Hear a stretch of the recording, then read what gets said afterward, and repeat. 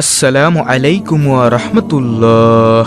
দর্শক, আজকের ভিডিওতে আমি আপনাদেরকে জানাবো ৭০টি ছোট আমল যাতে রয়েছে বহু ফজিলত। দর্শক, ৭০টি ছোট আমলের মধ্য থেকে আজকের ভিডিওতে আলোচনা করব ছোট্ট ৩৫টি আমল সম্পর্কে এবং পরবর্তী ভিডিওতে আলোচনা করব বাকি ৩৫টি ছোট আমল সম্পর্কে। তাই ৭০টি আমলের মধ্য থেকে আজকের ভিডিওর প্রথম পর্বে প্রথম ৩৫টি ছোট আমল সম্পর্কে আলোচনা করব। তাই আপনাদের কাছে আমার একটি অনুরোধ, ধৈর্য সহকারে ভিডিওটি শেষ পর্যন্ত দেখুন। তাহলে চলুন একে একে প্রত্যেকটি আমলের সাথে আপনাদেরকে পরিচয় করিয়ে দিই। দর্শক, ৭০টি ছোট আমলের মধ্যে আজকের ভিডিওর প্রথম পর্বের ৩৫টি আমলের মধ্য থেকে প্রথম নম্বর আমলটি হলো প্রত্যেক অজুর পর কালেমা শাহাদাত পাঠ করা। যেমন আশহাদু আল্লা ইলাহা ইল্লাল্লাহু ওয়াহদাহু লা শারীকা লাহু ওয়া আশহাদু আন্না মুহাম্মাদান আবদুহু ওয়া রাসূলুহু। এটি হলো কালেমা শাহাদাত। এতে জান্নাতের ৮টি দরজার যেকোনো একটি দরজা দিয়ে প্রবেশ করতে পারবেন। সহিহ মুসলিম শরীফের হাদিস নম্বর ২৩৪।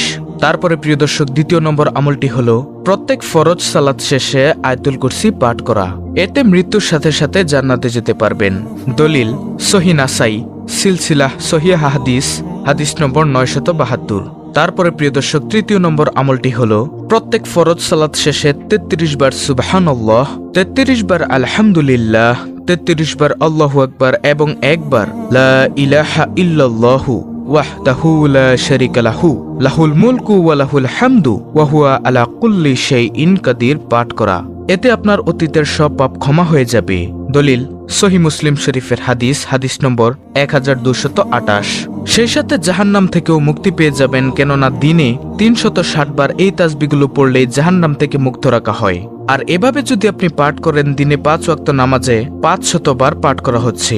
সহিহ মুসলিম শরীফের মিশকাত শরীফের হাদিস নম্বর ১৮০৩। তারপরে প্রিয় দর্শক, চতুর্থ নম্বর আমলটি হলো প্রতি রাতে সূরা মুলক পাঠ করুন। এতে কবরের শাস্তি থেকে মুক্তি পেয়ে যাবেন। দলিল সহিহ নাসাই সহিহ তারগিব হাকিম সিলসিলাহ সহিয়া হাদিস। তারপরে প্রিয় দর্শক, ৭০টি ছোট আমলের মধ্য থেকে আজকের ভিডিওর প্রথম পর্বে ৩৫টি আমলের মধ্যে পঞ্চম নম্বর আমলটি হলো প্রিয় নবী সাল্লাল্লাহু আলাইহি ওয়াসাল্লামের উপর সকালে ১০ বার ও সন্ধ্যায় ১০ বার দুরূদ পড়ুন। এতে আপনি নিশ্চিত রাসূল সাল্লাল্লাহু আলাইহি ওয়াসাল্লামের সুপারিশ পাবেন। দলিল তাবরানী শরীফ সহিহ তারগিব হাদিস নম্বর ৬৫৬। তারপরে ৬ নম্বর আমলটি হলো সকালে ১০০ বার ও বিকালে ১০০ বার সুবহানাল্লাহিল আজিম ওয়া বিহামদিহি পড়লে সৃষ্টিকুলের সমস্ত মানুষ থেকে বেশি মর্যাদা দেওয়া হবে। দলিল সহিহ আবু দাউদ হাদিস নম্বর ৫০৯১। হযরত জাবের রাদিয়াল্লাহু তাআলা আনহু থেকে বর্ণিত, রাসূল সাল্লাল্লাহু আলাইহি ওয়াসাল্লাম ইরশাদ করেন, যে ব্যক্তি সুবহানাল্লাহিল আজিম ওয়া বিহামদিহি পাঠ করে তার জন্য জান্নাতে একটি খেজুর গাছ রোপণ করা হয়। তিরমিজি শরীফের হাদিস নম্বর ৩৪৬৪। তারপরে ৭ নম্বর আমলটি হলো সকালে ১০০ বার ও সন্ধ্যায় ১০০ বার সুবহানাল্লাহি ওয়া বিহামদিহি পাঠ করলে কিয়ামতের দিন তার চেয়ে বেশি সওয়াব আর কারো হবে না। সহিহ মুসলিম শরীফের হাদিস নম্বর ২৬৯২। তারপরে ৮ নম্বর আমলটি হলো সকালে ও বিকালে ১০০ বার সুবহানাল্লাহ, ১০০ বার আলহামদুলিল্লাহ, ১০০ বার আল্লাহু আকবার এবং ১০০ বার লা ইলাহা ইল্লাল্লাহু ওয়াহদাহু লা শারীকা লাহু লাহুল মুলকু ওয়া লাহুল হামদু ওয়া হুয়া আলা কুল্লি শাইইন কাদির পাঠ করলে অগণিত সওয়াব হবে। নাসাই শরীফ সহিহ তারগিব হাদিস নম্বর ৬৫১। তারপরে ৯ নম্বরে আমলটি হলো বাজারে প্রবেশ করে লা ইলাহা ইল্লাল্লাহু ওয়াহদাহু লা শারীকা লাহু লাহুল মুলকু ওয়া লাহুল হামদু ইউহয়ি ওয়া ইউমীতু ওয়া হুয়া হাইয়্যুল লা ইয়ামুত বিয়াদিহিল খায়রু ওয়া হুয়া আলা কুল্লি শাইইন কাদির পাঠ করুন। এতে ১০ লক্ষ পুণ্য হবে, ১০ লক্ষ পাপ মোচন হবে, ১০ লক্ষ মর্যাদা বৃদ্ধি পাবে এবং জান্নাতে আপনার জন্য একটি গৃহ নির্মাণ করা হবে। দলিল তিরমিজি শরীফের হাদিস নম্বর ৩৪২৮, ৩৪২৯। তারপরে প্রিয় দর্শক, ১০ম নম্বর আমলটি হলো বাড়িতে সালাম দিয়ে প্রবেশ করুন। এতে আল্লাহ তাআলা নিজ জিম্মাদারিতে আপনাকে জান্নাতে প্রবেশ করাবেন। দলিল ইবনে হিব্বান হাদিস নম্বর ৪৯৯, সহিহ তারগিব হাদিস নম্বর ৩১৬। তারপরে প্রিয় দর্শক, ১১ নম্বরে আমলটি হলো জামাতে ইমামের প্রথম তাকবীরের সাথে ৪০ দিন সালাত আদায় করুন। এতে আপনি নিশ্চিত জাহান্নাম থেকে মুক্তি পেয়ে যাবেন।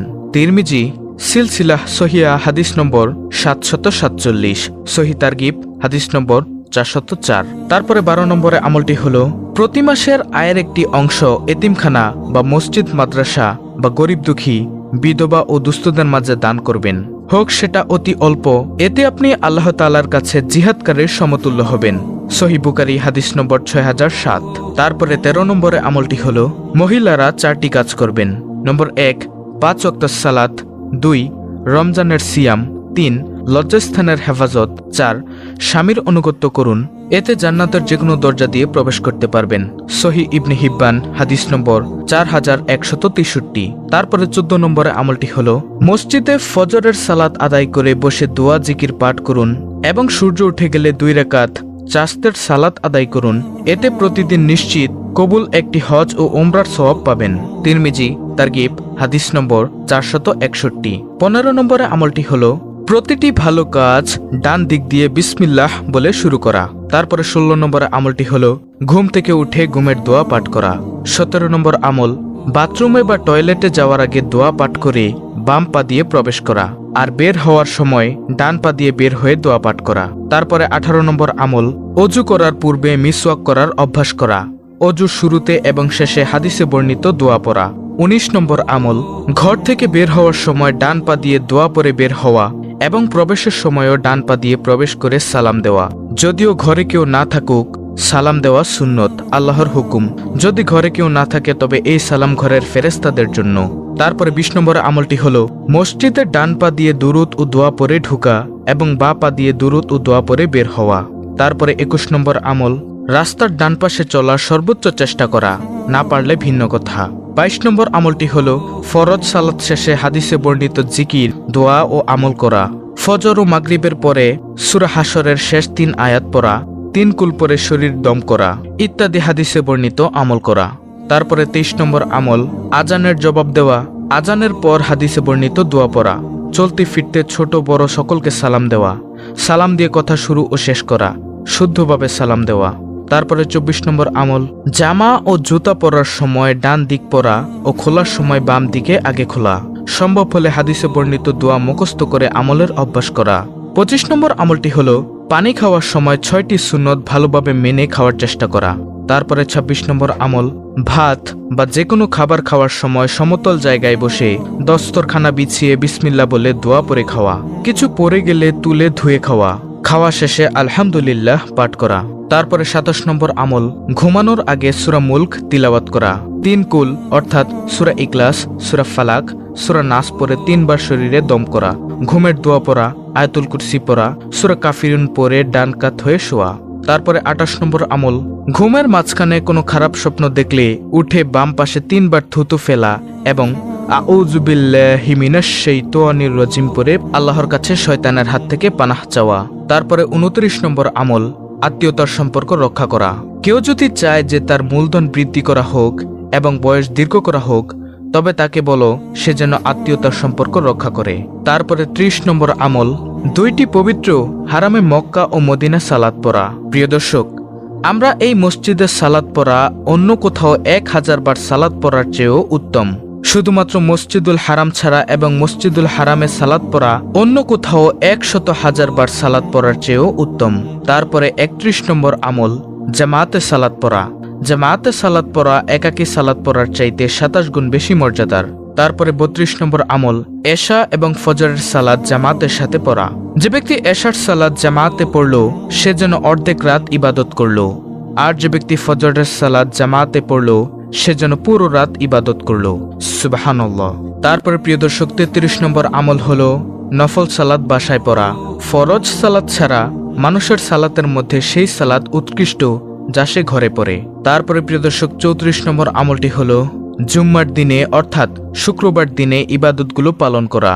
যে ব্যক্তি জুম্মার দিনে গোসল করে তারপর প্রথম খুতবার পূর্বেই উপস্থিত থাকে, পায়ে হেঁটে মসজিদে আসে, ইমামের কাছে বসে এবং মনোযোগ দিয়ে খুতবা শুনে ও কোনো কথা না বলে, তাহলে প্রতিটি পদক্ষেপের বিনিময়ে 1 বছর সালাত পড়া ও রোজা রাখার সমান সওয়াব পাবে।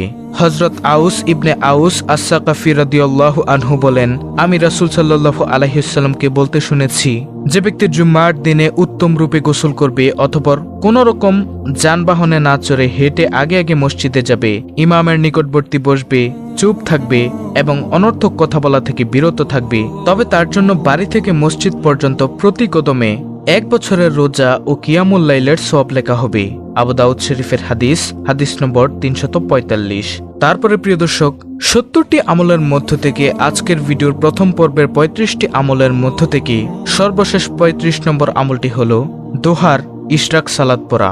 যে ব্যক্তি ফজরের সালাত জামাতের সাথে পড়ে, তারপর সূর্য ওঠার আগে পর্যন্ত আল্লাহর জিকির করে, তারপর 2 রাকাত সালাত পড়ে, সে যেন হজ এবং ওমরার সওয়াব পূর্ণ করল।